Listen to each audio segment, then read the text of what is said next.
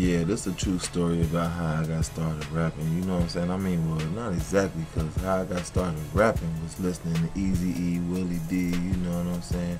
Ghetto Boys, NWA, shit like that, you know what I'm saying? That's how I got started rapping. But my cousin, you know what I'm saying, he kind of just helped me, like, I guess put my words down on paper, you know what I'm saying? I could spit they shit, but then I was like freestyling, you know what I'm saying? I wasn't remembering the shit, so you know what I'm saying? He helped me put the shit on paper to where I could read it back the way I said it, you know what I'm saying? Shit like that, so. But yeah, it's pretty much about how I got started rapping and where I went with it and shit.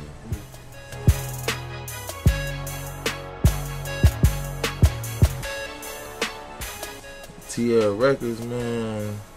Okay, like for instance, I didn't have nothing to do with the whole thing, you know what I'm saying? I got up with Seville, linked up with Phil. They had the whole Tierra Records thing going already. I really didn't have nothing to do with it, you know what I'm saying? So when we get there, you know what I'm saying, I'm basically amazed at, you know what I'm saying, the fact they want to take this chance on us or whatever. You know, I'm thinking it's a label, you know what I'm saying? I'm not looking at how small time the label was. It's a record label, you know what I'm saying? So we was in there, you know what I'm saying, we get the contracts and everything, and the contracts bogus as hell, you know what I'm saying? It's saying shit like we can't rap outside of the studio, we can't even write outside the studio, we had to write in the studio.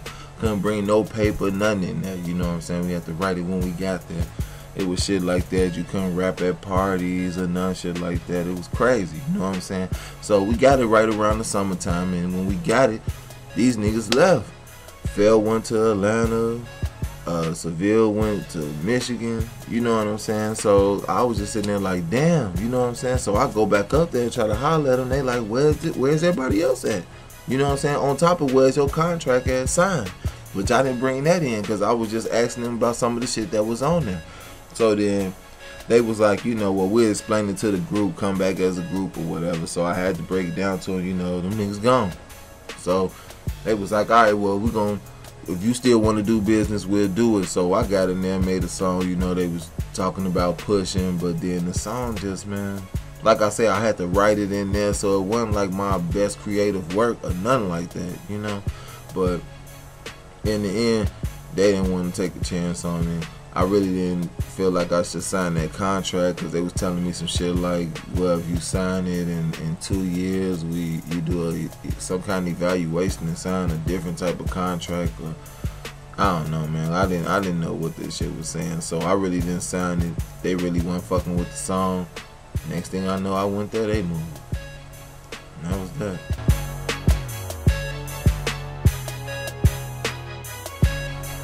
Oh, man.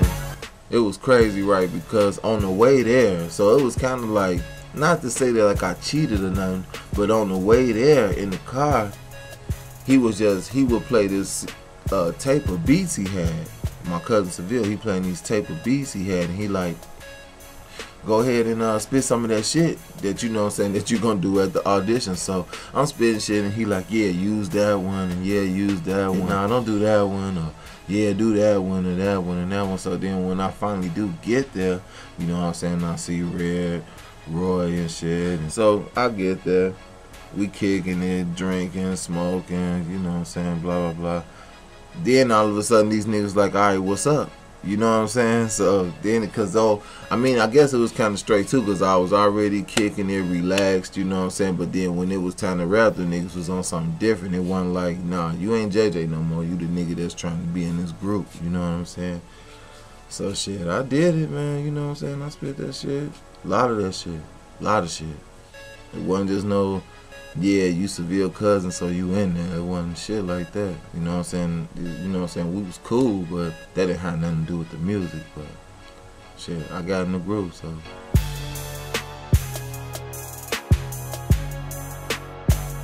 The whole story, nah, this is nowhere near the whole story. It's probably like from 89 to 94. That's about as far as it go. 93, 94, like that's as far as that go right there, you know what I'm saying? Because it's way more shit that happened after that, you know what I'm saying? That's just the beginning of how shit even started jumping, you know what I'm saying? And then this shit in between there I couldn't really touch on, you know what I'm saying? But nah, no way, that is nowhere near the whole story. So stay tuned, you want to find out what else happened, you know what I'm saying?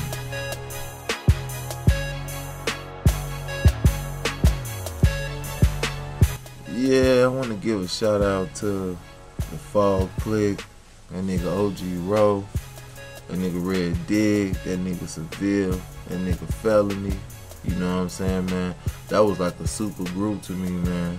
And it was like, it felt like a Wu-Tang type of thing, you know what I'm saying? Because everybody did their own shit, you know what I'm saying? But we just kind of came together with it like we could, you know what I'm saying? It wasn't nothing forced about it. We just did our own shit, but niggas felt each other or something, man, because that shit just was tight. That music was tight. The vibe was always tight. So, man, shout out to the Fall Clip. Real talk. Yeah, I might be the hottest in the city right now, man.